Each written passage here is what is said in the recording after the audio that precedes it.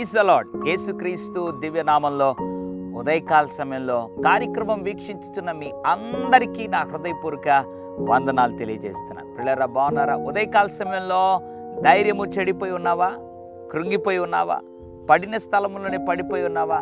నీకే అర్థం కావటం లేదా? ఎన్నో సంవత్సరాలుగా, మాసాలుగా, దినాలుగా వేచి ఉన్నానే, దేవుడు కార్యం చేయటం లేదే, ప్రార్థిస్తూ ఉన్నానే, ప్రభు కార్యాలు నేను చూడలేకపోతున్నానే అని ఉదయకాల సమయంలో కృంగిపోయి నిరాశ నిస్పృహలో కూర్చొని ఉన్నావా?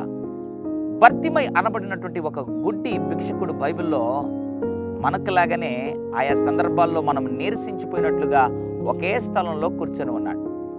దావీదు కుమారుడా, నజరేయుడని యేసు నన్ను కరుణించని కేకలు పెట్టిన తర్వాత అనేకులు ఊరుకో ఊరుకో అని గద్దించారు. అయితే యేసు ప్రభు వాడిని పిలిచినప్పుడు ఏ ప్రజలైతే ఊరుకో ఊరుకో అన్నారో వారు పోయి భర్తిమైతో చెప్పిన మాట ఏంటో తెలుసా? మార్కు సువార్త 10:49. వారు ఆ గుడ్డి వాణిని పిలిచి, ధైర్యము తెచ్చుకొనుము, ఆయన నిన్ను పిలుచుచున్నాడు లెమ్మని వానితో చెప్పిరి. ఆ గుడ్డి వానితో వారు చెప్పిన మాట ఏంటో తెలుసా? ధైర్యం తెచ్చుకో. ఎందుకో తెలుసా?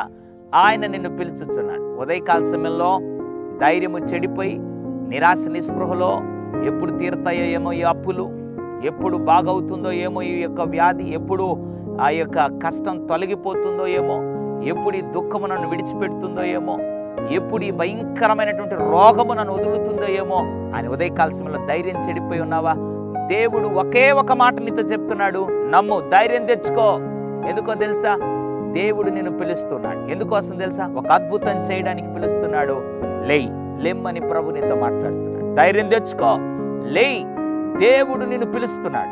అద్భుతము చేసే దేవుడు నిన్ను పిలుస్తున్నాడు. నా బిడ్డ, మోకరించి ప్రార్థన చేయి, ఇప్పుడే అద్భుతం చేస్తానని ప్రభు మాట్లాడుతుండగా ఉదయకాల సమయంలో ధైర్యం తెచ్చుకో. ఇక నా కష్టం తీరిపోయింది, ధైర్యం తెచ్చుకో.